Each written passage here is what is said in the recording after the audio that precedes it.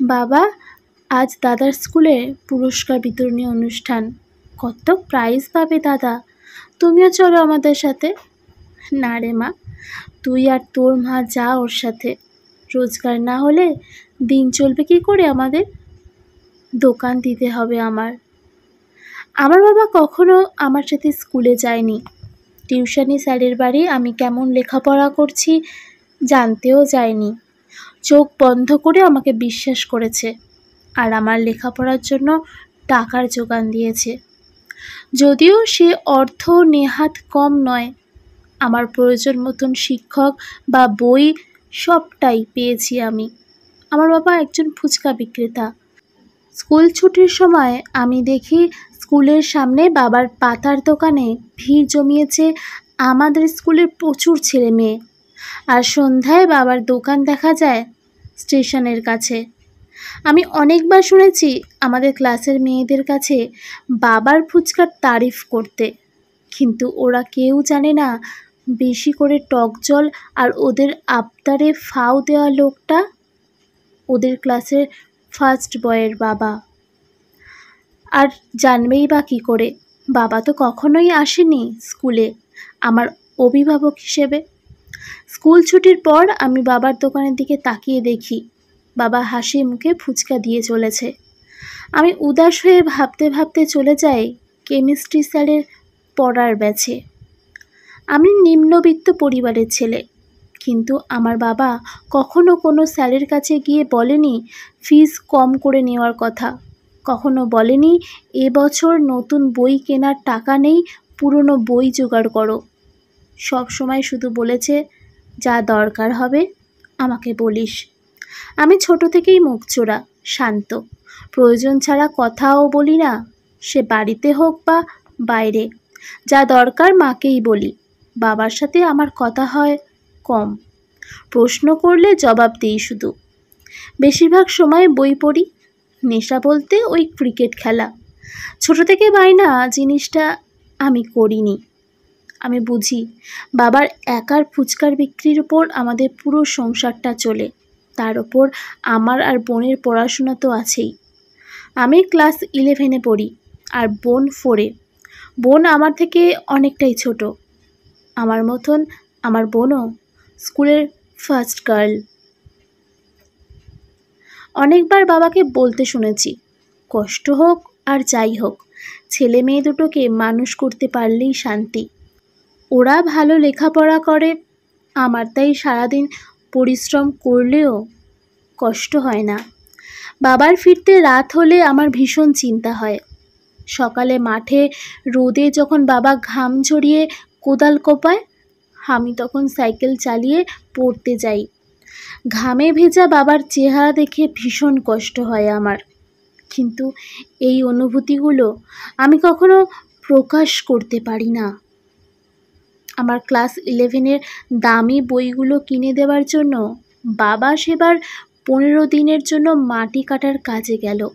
কাজ থেকে ফিরে 6টা 500 টাকার নোট আমার হাতে দিয়ে বলেছিল, সব কটা বই কিনে নিস বাবু।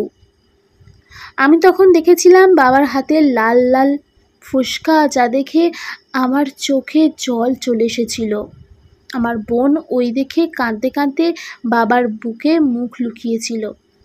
আমি কিন্তু আড়ালে চোখের জল মুছে নিয়েছি, কাউকে দেখতে দিইনি। আমাকে স্কুলের অনেক ছেলে মেয়েই বলে আমার নাকি ভীষণ অহংকার ফার্স্ট হই বলে। কারোর সাথে কথা বলি না, সবসময় বই পড়ি।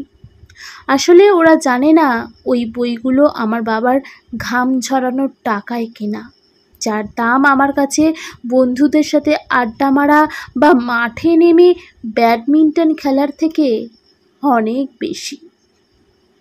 ওরা জানে না ওদের থেকে আলাদা বসে টিফিন খাওয়ার কারণ। ওরা যখন টিফিন বক্স থেকে বের করে চাউমিন, পরোটা, স্যান্ডউইচ, আমার টিফিন বক্সে তখন পড়ে থাকে দুটো আটার রুটি আর হয়তো একটু চিনি। বাড়িতে আমি কখনো খাবার নিয়ে কোনো অভিযোগ করিনি। বোনটা মাঝে মাঝে বায়না করে, ছোট বলে হয়তো। বোন বাবার খুব ন্যাওটা। ছোটবেলায় বাবাকে কত দেখেছি পুতুল খেলার সময় বনের পাতা চাপড়ে চাপড়ে বানানো লুচি আর জল আর মাটি দিয়ে তৈরি তরকারি তারিফ করতে।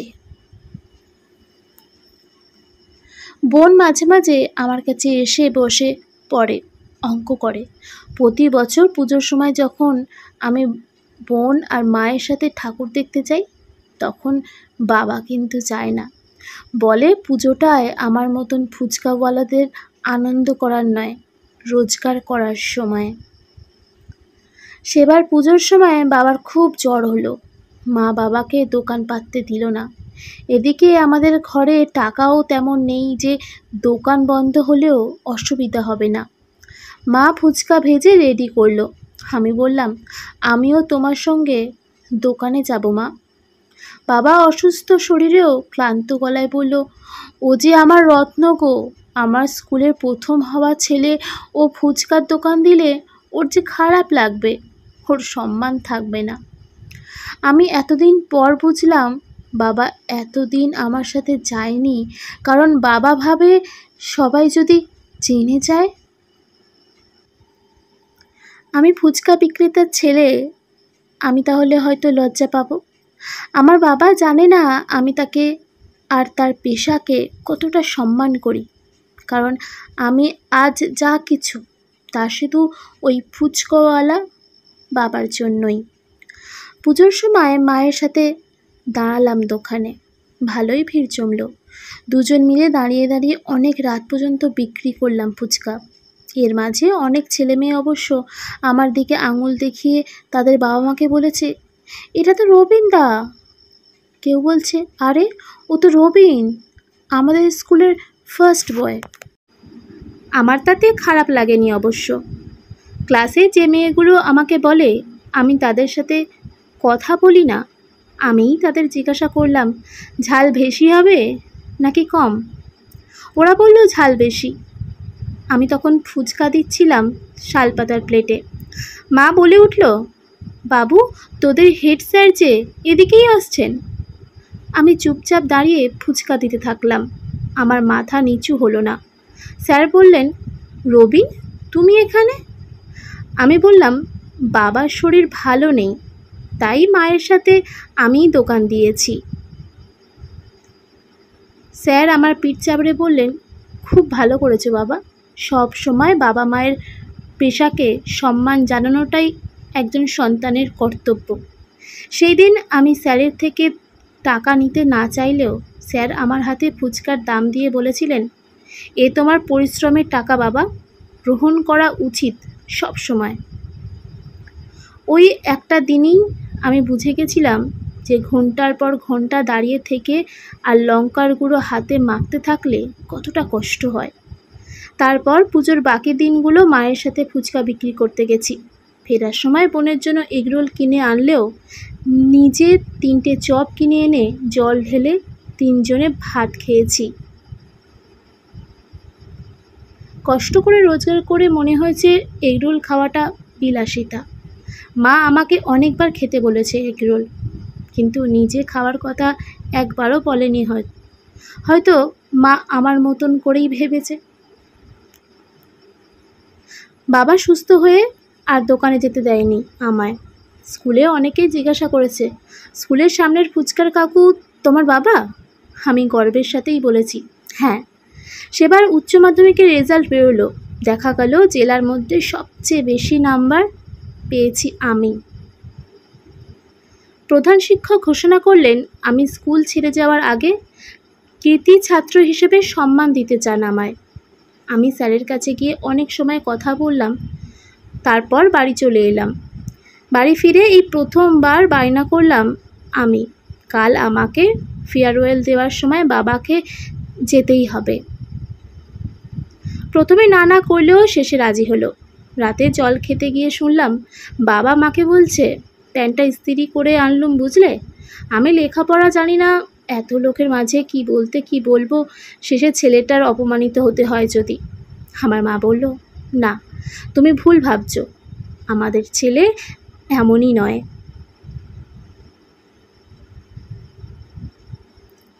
মনে মনে বললাম, আমার আরও আগেই এরকম বায়না করা উচিত ছিল। সেদিন স্কুলের ছোট ছোট ছেলেমেয়েরা আমার দুটো হাত ভরিয়ে দিল ফুলে। অনেকেই নিজেদের গাছ থেকে তুলে এনেছে গোলাপ গাঁদা। প্রধান শিক্ষক মহাশয় বললেন, আজ আমরা আমাদের স্কুলের গর্ব রবীন দাসের হাতে তুলে দিতে চলেছি সেরার সেরা ছাত্রের সম্মান। আমি স্টেজে উঠতেই চারিদিক থেকে হাততালি শোনা গেল। আমি মাইক্রোফোনটা হাতে নিয়ে বললাম, আজ আমি সেরার সেরা ছাত্র, কিন্তু কার জন্য? দিনের পর দিন অক্লান্ত পরিশ্রম করা আমার বাবা মায়ের জন্য। আজ এখানে আমার বাবা এসেছেন, ওনার জন্যই আজ আমি সেরার সেরা। আমার বাবা একজন ফুচকা বিক্রেতা। ওই পেশার বাবার জন্য আমি আজ সফল। তাই ছোট ছোট ভাই বোনদের আমি একটাই কথা বলবো, বাবা মায়ের পেশা নিয়ে কখনো লজ্জিত হয়ে তাদের পরিশ্রমকে ছোট করবে না। বাবা মায়ের পেশা যাই হোক, গর্বের সাথে বলবে, কারণ তোমার আজ যা কিছু সব তাদের জন্যই। আমি বললাম, আমি আমার সম্মান তুলে দিতে চাই দিন রাত পরিশ্রম করে আমাকে সেরার সেরা বানানো বাবার হাতে। আমার বাবা চোখের কোণে জল নিয়ে উঠে এলো মঞ্চে। চারিদিক থেকে শোনা গেল করতালি। আজ আমিও বোনের মতন চোখ ভেজা জল নিয়ে মুখ লুকালাম বাবার বুকে। এই চোখের জলটা আনন্দের। তারপর 1 বছর জয়েন্টের প্রিপারেশান নিতে নিতে অনেকবার বাবাকে সাহায্য করতে গেছি ফুচকার দোকানে। কিছু কিছু মানুষ বলেছে, এত ভালো লেখাপড়া শিখে ফুচকা বিক্রি করছিস?